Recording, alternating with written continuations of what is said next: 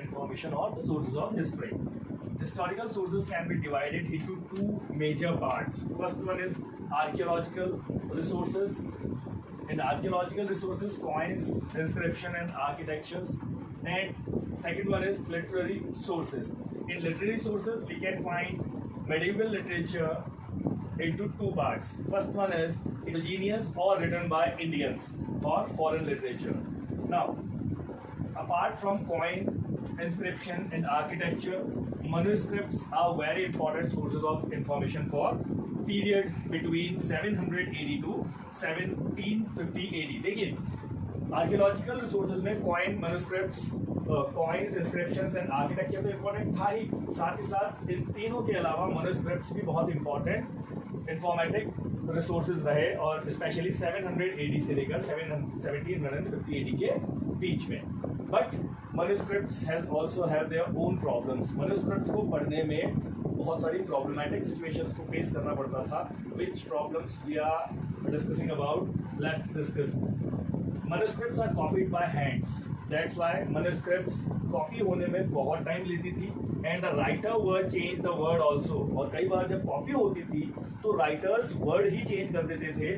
Not only the word, this particular word change will bring a change of the meaning also. और ये word change हो जाता था तो meaning भी चेंज हो जाता था. That is why manuscripts study is the major problem in term of information regarding to the history. Okay.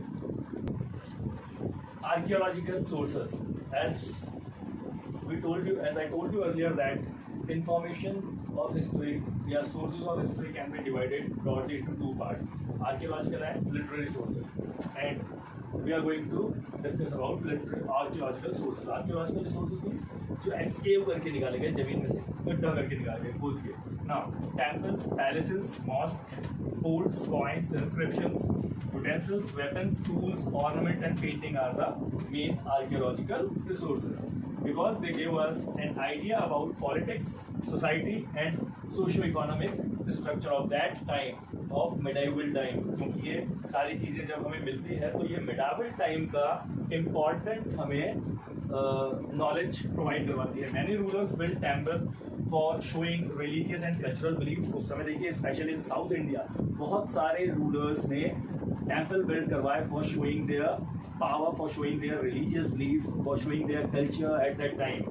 Now, painting are also valuable resources because painting tell us about customs, food habits, dresses and jewelries. क्योंकि बड़े-बड़े painters उस समय Kings और queen's की paintings बनाते थे, and that particular painting show the dress-ups, the jewelry setup and the food habits of that particular time. Now, next one is coins. Coins are the very important बेटा, बहुत important है coins. ये कई बार exam में आ चुका है and मे भी इस बार भी आया. Coin gives us date of information events. देखिए coins में आज भी हम जब coins को स्टडी करते हैं, कॉइन देखते हैं तो उसमें एक पर्टिकुलर ईयर लिखा हुआ होता है, और उन पर्टिकुलर ईयर्स के आधार पर या कॉइन्स राजा बनाते थे अपने स्पेशल इवेंट्स को शो करने के लिए.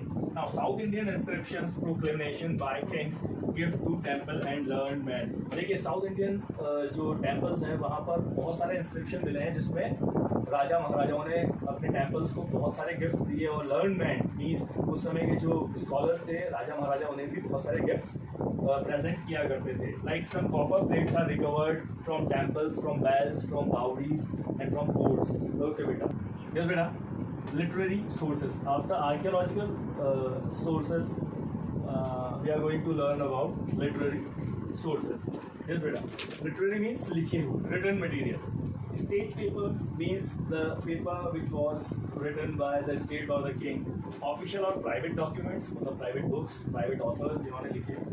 Written in Persian give lots of information about this era. This era means medieval period. Actually Persian क्योंकि उस समय आपको पता है पूरी तरह से मुगल era था, मुगल रूलर्स थे और Mughal rulers usually use the Persian language. तो Persian language में लिखा हुआ लिटरेचर वेरी यूजफुल लिटरेचर रहा इस समय. Now, lots of has been lost. देखिए बहुत सारा पर्शियन लैंग्वेज अब उस समय इतना प्रिजर्वेशन था नहीं, लोग प्रिजर्व करके कहाँ रखते थे, that's why lots of has been lost. But those found give light on the administration, economy and society. लेकिन जितना भी मिला, जितना भी प्रोवाइडेड है, उसने बहुत सारा लाइट डाला एडमिनिस्ट्रेटिव सिस्टम पर, उस समय के इकोनॉमिकल स्टेटस पर एंड उस समय की सोसाइटी के बारे में बहुत सारी इंफॉर्मेशन प्रोवाइड करवाई. Chronicles means the systematical study of history.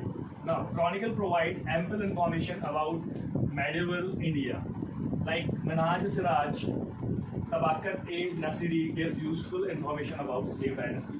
देखिए मिनहाज सिराज और तबाकत-ए-नसीरी ने हमें उस पर्टिकुलर मेडाइवल टाइम के स्लेव डायनेस्टी के बारे में बहुत इंपॉर्टेंट इंफॉर्मेशन दी. Tarikh Firoz Shahi gives history of the first 6 years of Firoz Shah Tughlaq reign, और Tarikh e Firoz Shahi gives some important information about Firoz Shah Tughlaq, the king of. Firoz Shah own composition Tabaqat-e-Firoz Shahi gives a record of his administrative achievements. Nishami Fulat-e-Sultan deals with the period extending from the rise of Ghaznavids to the reign of Muhammad bin Tughlaq. Babur's famous memoirs, originally written in Turk, gives important information about the natural environs of the country. Actually, Babur ने अपनी बाबरनामा जो book थी उसमें natural environment India के बारे में बहुत कुछ लिखा था. Memory of Jahangir is an excellent source of history. यदि हम जहांगीर का मेमोरीज पढ़ें, जहांगीर की बुक्स पढ़ें, तो वो भी हिस्ट्री का बहुत बढ़िया सोर्स रहा. गुलबदन बेगम हुमायूंस नामा give insight into the affairs of the royal harem. देखिए गुलबदन बेगम जो हुमायूं की वाइफ थी, उन्होंने हुमायूं नामा किताब में बहुत सारे इंटरनल अफेयर्स के बारे में लिखा, रॉयल हैरम के बारे में लिखा.